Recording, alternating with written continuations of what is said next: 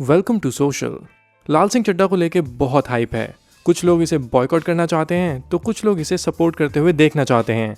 Haters को आमिर खान से seriously बहुत प्रॉब्लम्स हैं फॉर मेनी रीजंस, पर उनमें से एक भी प्रॉब्लम लाल सिंह चड्ढा से नहीं जुड़ी है।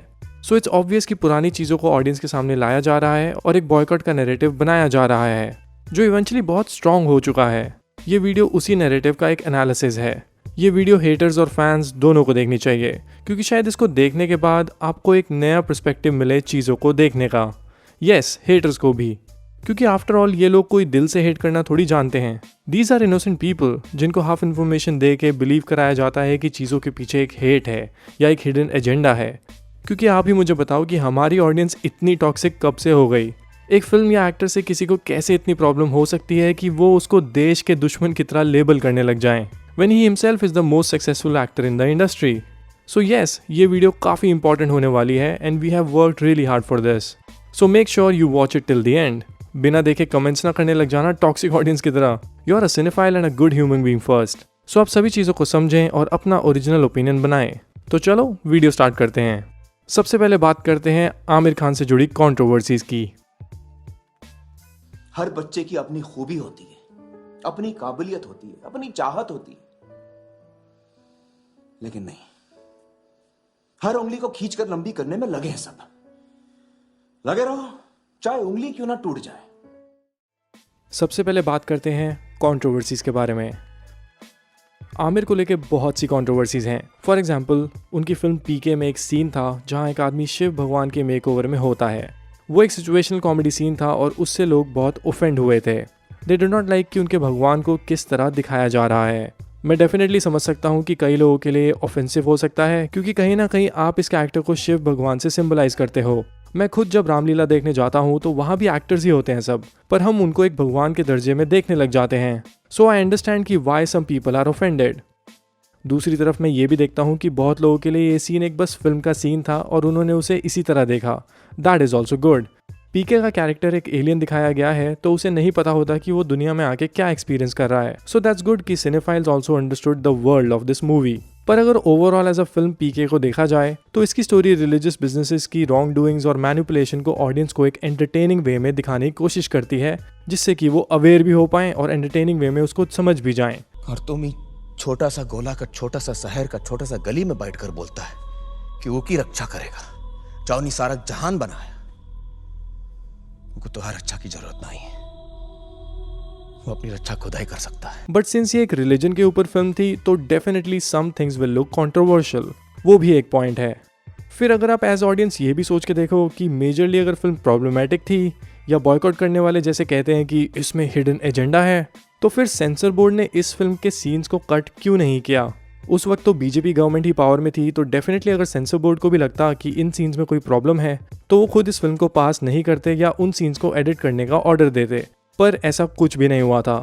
पीके का वो एक सीन फिल्म नहीं डिफाइन करता। जिन्होंने वो फिल्म देखी है वो जानते हैं कि फिल्म एक्चुअली में क्या बताने की कोशिश करती है, और ऑडियंस ने उस फिल्म को बहुत बड़ी हिट भी बनाया था। But again as a human मैं उस ऑडियंस को साइडलाइन नहीं करूंगा जिन्हें इस फिल्म से प्रॉब्लम है।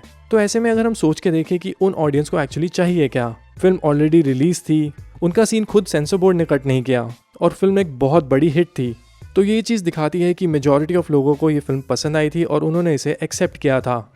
पर अब ऐसा क्या करें जिससे जो लोग हर्ट हैं उन्हें थोड़ी शांति मिले या उनकी बात को सुना जाए? एक सॉरी या स्टेटमेंट तो डेफिनेटली आनी चाहिए थी, राइट? सो जो मैं आपको बताने जा रहा हूँ उस पॉइंट की तो कभी कोई बात ही नहीं कर रहा है आज। रियलिटी में आमिर ने इस चीज़ के लिए सॉरी मांगा है और आप देखना कि how much he means it. Film hit हो जाने के बाद कोई नहीं पूछता कि क्या कंट्रोवर्सी थी। एक्टर्स लिटरली एरोगेंट हो जाते हैं और वो कभी भी अपने क्रिटिक्स को रिप्लाई नहीं करते। But then there is Aamir जो पब्लिकली लोगों के सामने माफ़ी मांगते हैं। कोई ट्वीट या सोशल मीडिया पे पोस्ट नहीं करते हैं। Literally he comes in the public and tells something like this.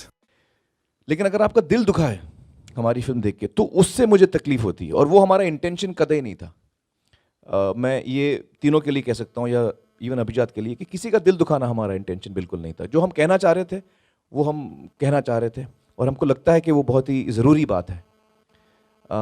लेकिन अगर किसी एक इंसान का भी दिल दुखा है तो उसके लिए मैं माफ़ी मांगना चाहता हूँ, क्योंकि वो हमारा इंटेंशन बिल्कुल नहीं था। ऑलराइट, सो इस वीडियो को देख के आप समझ गए होंगे कि आमिर ने इसके लिए अपोलोजाइज भी किया है। और अब इससे ऊपर आपको क्या चाहिए? Do you want literally execute him? हमारी कंट्री के पॉलिटिशियंस लिटरली इतनी हेटफुल बातें करते हैं जिससे लोग एक दूसरे को मारने पे उतर आते हैं, पर हम उन्हें कभी क्वेश्चन नहीं करते, ना ही वो कभी अपॉलॉजी मांगते हैं। सो आमिर का अपॉलॉजी मांगना, वो भी पब्लिकली, ये एक बहुत बड़ी बात है and it shows the kind of person he is. So आप ही मुझे बताओ कि पीके 2014 में रिलीज हुई थी और 2022 में लाल सिंह चड्ढा को बॉयकॉट करने का क्या मतलब है? It doesn't make sense at all. बात एक्चुअली ये है ना कि बॉयकॉट का आजकल ट्रेंड चल रहा है और इसीलिए ये रीजंस आपके सामने लाए जा रहे हैं। फिर मैं आपको एक सिचुएशनल क्वेश्चन देता हूँ, why is Aamir being hated for PK? उन्होंने फिल्म थोड़ी बनाई है, उसके डायरेक्टर राजकुमार हिरानी हैं, राइटर अभिजात जोशी हैं और आमिर ने फिल्म प्रोड्यूस भी नहीं की थी। फिल्म तो विनोद चोपड़ा ने प्रोड्यूस की है। सो अगर आपको हेट ही करना है लाइक लॉजिकली, तो आप इन तीनों से क्वेश्चंस पूछें, राइट? पर आई डोंट थिंक ये बात एक समझदार इंसान समझ सकता है। अगर आमिर से लोग इतना ऑफेंडेड हैं तो उनकी नेक्स्ट फिल्म दंगल को बॉयकॉट करना चाहिए था। वो फिल्म तो उल्टा इंडिया की बिगेस्ट अर्निंग फिल्म है वर्ल्ड वाइड, जिसके कलेक्शंस अराउंड 2000 करोड़ हैं। सो आप समझ सकते हैं कि बॉयकॉट का एजेंडा तब इतना नहीं चलता था क्योंकि एज ऑडियंस हम इतने इंटॉलरेंट नहीं थे। हम लोग अब खुद हर चीज़ को लेके इंटॉलरेंट हो चुके हैं कि हमें अब सॉरी भी नहीं चाहिए, हमें तो लिटरली कुछ भी नहीं चाहिए, हमें तो उस इंसान की एग्जिस्टेंस ही नहीं चाहिए, हमें बस लिटरली हेट करना है, दैट्स इट। लिटरली ऐसे लगता है कि ऑडियंस इतनी इंटॉलरेंट हो गई है that they enjoy being like this, seriously they do. By the way, इससे याद आता है आमिर का इंटॉलरेंस का स्टेटमेंट जो उन्होंने 2015 में दिया था। Let me remind you a little bit. उन्होंने 7 साल पहले एक न्यूज़ चैनल को इंटरव्यू दिया था जहां उनका कहना था कि देश में जो भी चीज़ें हो रही हैं उसे देख के वो डेफिनेटली थोड़ा कंसर्न थे एंड इट वाज वरीसम। उन्होंने ये सब एक्सप्रेस करते हुए अपनी वाइफ किरण का स्टेटमेंट दिया जहां उन्होंने बताया कि out of concern she was saying कि should we move out of India. ये बात जब उन्होंने कही थी तो ये पूरे न्यूज़ चैनल ने कैच कर लिया था and on a personal level मुझे इस स्टेटमेंट में कुछ भी ऑफेंसिव नहीं लगा, बल्कि ये तो एक बहुत ही कॉमन तरह की बात है हर घर की। जब भी आप न्यूज़ देखते हो और आप देखते हो कि न्यूज़ में दिखाया जाता है कि देश में क्या क्या बुरी चीज़ें हो रही हैं, क्या क्या अट्रॉसिटीज़ हो रही हैं, तब क्या न्यूज़ देखते हुए हम बोलते नहीं कि यार इस देश का क्या होगा? जब भी कोई हीनियस क्राइम की न्यूज़ आती है तो हम अपने पेरेंट्स, सिस्टर्स, बच्चों के लिए डरते हैं कि उनके साथ ऐसा कुछ ना हो जाए। So what Aamir said was actually quite relevant. आप खुद ही देख लो, अगर देश में एक भी लड़की के साथ कुछ भी होता है तो क्या हम अपने लव्ड वंस के लिए कंसर्न नहीं फील करते? तो उस डर को और उस कंसर्न को पब्लिकली बोलने में क्या प्रॉब्लम है? इसके बाद अगर आप काउंटर आर्ग्यूमेंट दोगे कि ये फिर बाहर जाने की बात क्यों कर रहा था, ये देश से क्यों मूव होना चाहता है, मैं आपको बता दूं कि हमारे ऑलरेडी बहुत सारे लोग हर साल माइग्रेट करते हैं इसी वजह से। इवन हमारे तो एक्टर्स के पास भी फॉरेन सिटीजनशिप है, but we don't boycott their films for this reason. At least 1 साल पहले तक तो नहीं करते थे। और उसके बाद आमिर तो एक्चुअली इधर ही रहते हैं, वो तो कहीं भी नहीं गए। Anyway, what I am trying to tell you here is कि this statement was not something कि जिससे उनकी लाल सिंह चड्ढा को बॉयकॉट करना चाहिए।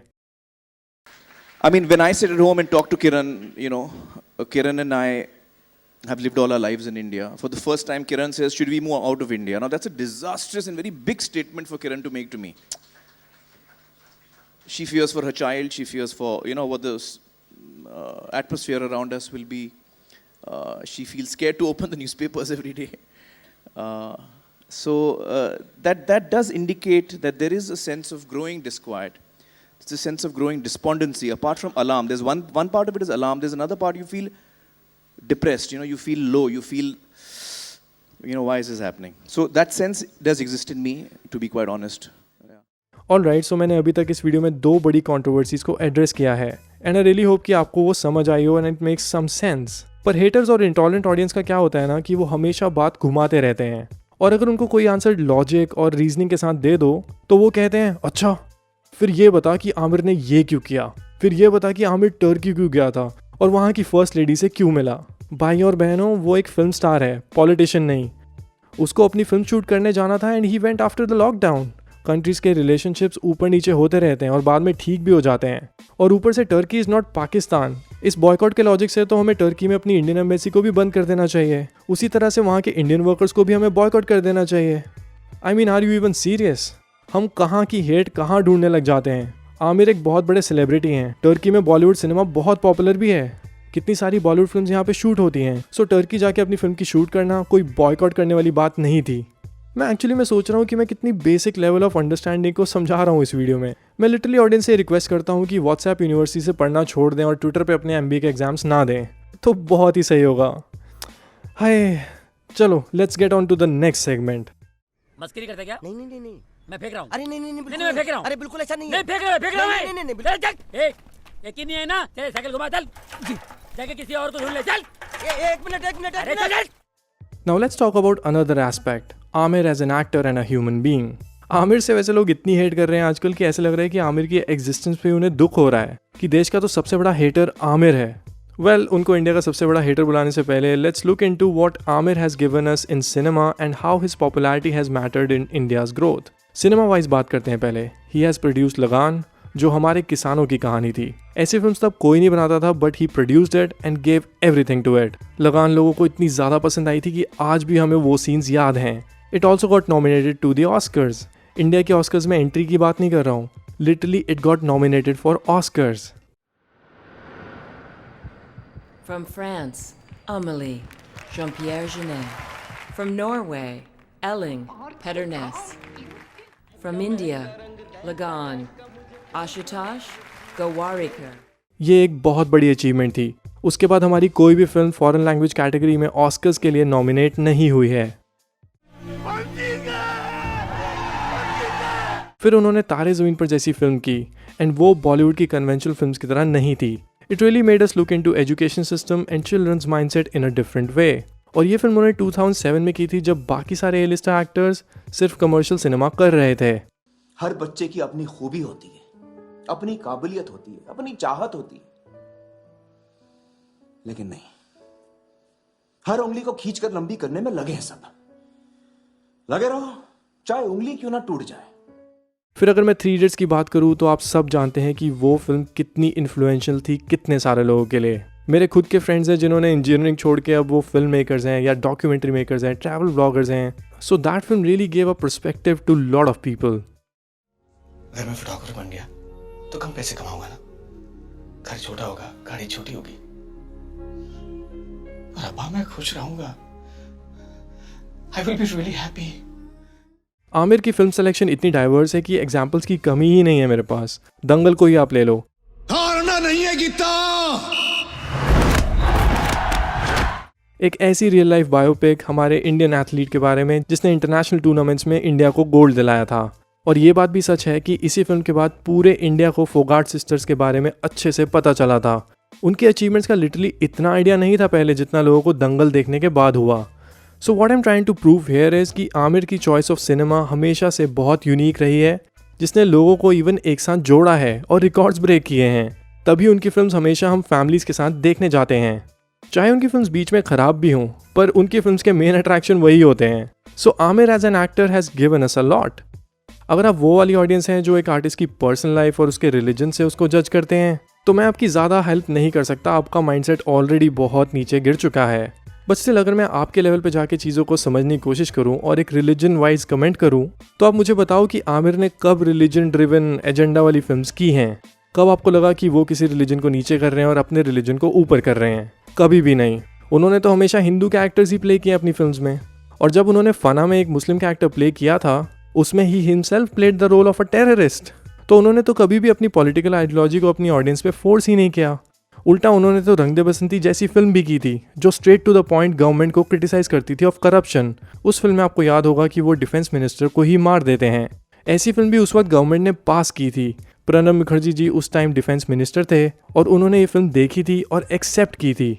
मेरे को तो ऐसा लगता है कि वो एक्चुअली में बेटर टाइम था फिल्म्स के लिए और डेमोक्रेसी के लिए, क्योंकि आजकल तो हम हर चीज़ पे ऑफेंड हो रहे हैं. हम रंग दे बसंती जैसी फिल्म आज के टाइम में नहीं बना सकते. सो आई रियली होप कि आप समझ पाए हो कि आमिर ने कितना path breaking and challenging cinema हमेशा से किया है. जिंदगी जीने के 2 ही तरीके होते हैं. एक, जो हो रहा है होने दो, बर्दाश्त करते जाओ, या फिर जिम्मेदारी उठाओ उसे बदलने की. इसके अलावा अब बात करते हैं उनके ऑफ स्क्रीन कॉन्ट्रीब्यूशन की. रिमेंबर सत्यमेव जयते? जॉन इब्राहिम की फिल्म नहीं, डेफिनेटली सत्यमेव जयते द टीवी शो. क्या उससे अच्छा रियलिटी शो आपने देखा है? उस शो को कितनी सारी ऑडियंस संडे को देखती थी और हम सब उससे कनेक्ट करते थे. उस शो ने एक्चुअली में काफ़ी लोगों की फाइनेंशियली बहुत मदद की थी और उनकी स्टोरीज़ को देख के काफ़ी लोगों को हिम्मत भी मिली थी. कितनी आयरॉनिक बात है कि जो लोग सत्यमेव जयते देख के बड़े हुए हैं, वही लोग आज आमिर को हेट करते हैं और इंडिया के अगेंस्ट बुलाते हैं. इसके अलावा आमिर खान की एक बहुत बड़ी फाउंडेशन भी है जिसका नाम है पानी फाउंडेशन. जो वो किरण राव के साथ चलाते हैं। यहाँ पर वो महाराष्ट्र के गांव में जाकर फार्मर्स की मदद करने की कोशिश करते हैं जो वाटर क्राइसिस से जूझ रहे हैं। And if you remember, he also produced a film called Peepli live, जो फार्मर सोसाइटीज और मीडिया की रियलिटी आपके सामने लाती है। एंड ऑफ स्क्रीन उन्होंने कंट्री के लिए भी बहुत कुछ किया है। So definitely as an actor and a human being he has my respect. बाकियों का मुझे पता नहीं। हमें देंगे जान। अरे कह दिया ना कि हम देंगे जान। बड़ा है जान देने वाला। नहीं भैया हम ही देंगे जान। पक्का। Now let's get on to the last segment of this video, understanding the boycott minds. Honestly अगर मैं कहूँ तो मैं boycott trends को totally call off नहीं करना चाहता हूँ। अगर आपके boycott में कोई solid reason है और उसमें sense भी है तो well and good, आप चीज़ों को boycott करें। कुछ ट्रेंड्स तो बिल्कुल सही आते हैं, जैसे boycott China products। काफ़ी स्ट्रॉन्ग boycott था वो और हम सबकी यूनिटी भी थी। पर आयरॉनिकली प्रॉब्लम ये हुई कि boycott के जो हम ट्वीट्स कर रहे थे चाइना के अगेंस्ट, सो वो boycott ट्रेंड खुद ही boycott हो गया। But definitely it did leave an impact. वहीं अगर मैं बेसलेस बॉयकॉट ट्रेंड्स की बात करूँ तो मेन एग्जांपल है टॉम हॉलैंड का। हुआ क्या था कि एक टॉम हॉलैंड नाम के इंसान ने, not the actor, Tom Holland नाम के किसी इंसान ने जिसका ब्लू टिक अकाउंट था ट्विटर पे, उसने हमारे Indian prime minister Narendra Modi ji के अगेंस्ट कुछ कहा था। सो बॉयकॉट करने वाले लोगों को एक्चुअली लगा कि ये Tom Holland the actor Spiderman वाले ने ट्वीट किया है, तो उन्होंने उसकी स्पाइडरमैन फिल्म को ही बॉयकॉट करना शुरू कर दिया और वो तब रिलीज़ भी नहीं हुई थी। So you know, if you get the mindset of this people, ये बहुत ही इनोसेंट हैं और हेट के थ्रू इनकी इनोसेंस का फ़ायदा उठाया जाता है, क्योंकि ट्वीट्स या पोस्ट करना कोई बड़ी मेहनत की बात नहीं है। आधे ट्वीट्स तो बॉट्स होते हैं और पेड ट्वीट्स होते हैं, but they actually effect your mindset. एक नरेटिव सा बिल्ड हो जाता है आपके माइंड में। अगर आप एक हेटर हो या फिर एक जेन्युइन ऑडियंस हो और आप ये वीडियो अभी देख रहे हो, यहाँ तक पहुँच चुके हो, so let me tell you, hate will never bring anything. कोई फ़ायदा नहीं होगा, आपका बस time and mental strength waste होगी। देखो, मेरा तो ये मानना है कि अगर बार बार ये लोग बिना किसी सॉलिड रीजंस के फिल्म्स को बॉयकॉट करने लगे कि आज उसने ये कहा, कल उसने ये कहा था, आज वो ये कह रहा है तो उसकी फिल्म को बॉयकॉट करो, आई थिंक फिर ये एक रूटीन बन जाएगा और बहुत सारे यंग माइंड्स वेस्ट हो जाएंगे, क्योंकि उन्हें लगेगा कि इसी में मज़ा है। 10 में से 8 फिल्म्स के बॉयकॉट ट्रेंड्स तो यूजलेस ही होते हैं। और इन हेटर्स को भी समझना चाहिए कि जो फिल्म्स ये बॉयकॉट करना चाहते हैं उससे इनका माइंड और पर्सनल लाइफ थोड़ी ख़राब होगी कंपैरिजन में जितना ये हेट फैलाने का नैरेटिव कर देगा, क्योंकि आपका माइंड चीज़ों को हेट से देखने लग जाता है और चीज़ों में हम हेट ढूंढने लग जाते हैं और आपकी इसी वनरेबिलिटी का फ़ायदा बहुत सारे यूट्यूबर्स उठाते हैं। सो इसीलिए अपना ख्याल रखें, सुरक्षित रहें और याद रखें, सही वक्त सही कदम, सतर्क रहें। जय हिंद।